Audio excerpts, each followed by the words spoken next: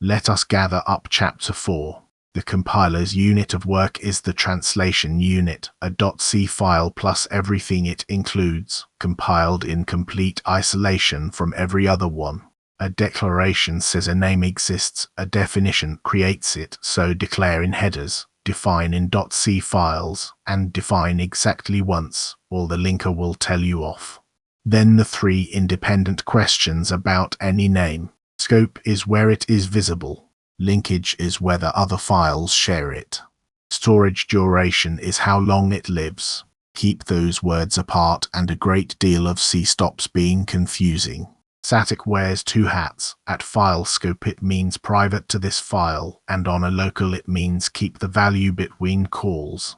Automatic variables start as garbage, static variables start as 0.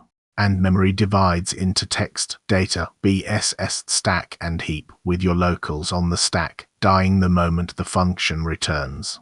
Use const on everything you do not modify. 6 exercises, and the first 3 are the ones that make this chapter stick. 1.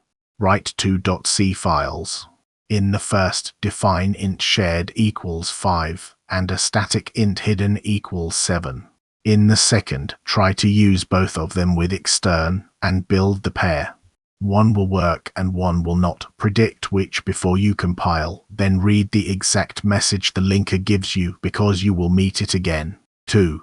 Write a function, int counter, taking void, that returns 1, then 2, then 3 on successive calls, using a static local. 4 lines. Then try it with an ordinary local and watch it return 1 forever. 3. Predict the output of that little program before you run it. A global int and a local int, both uninitialized, both printed. Then run it. One of those 2 values is reliable and the other is not, and the exercise is not really about the numbers, it is about being able to say which is which and why. 4. Write a function that returns a pointer to a local variable, and compile it with -w all. Write down the warning.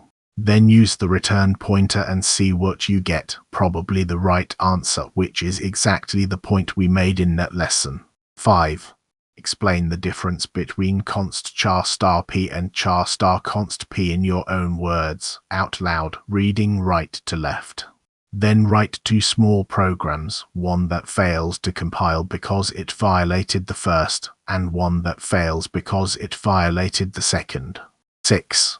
Find out roughly how large your platform's default stack is by recursing with a large local array and catching where it crashes. Do that one in a throwaway program, in a throwaway directory. And that is Chapter 4 complete. You now know what the compiler actually sees, what the linker actually matches up, and where your variables actually live. Next, Part 2 begins in earnest with Chapter 5, Types, Variables and Constants.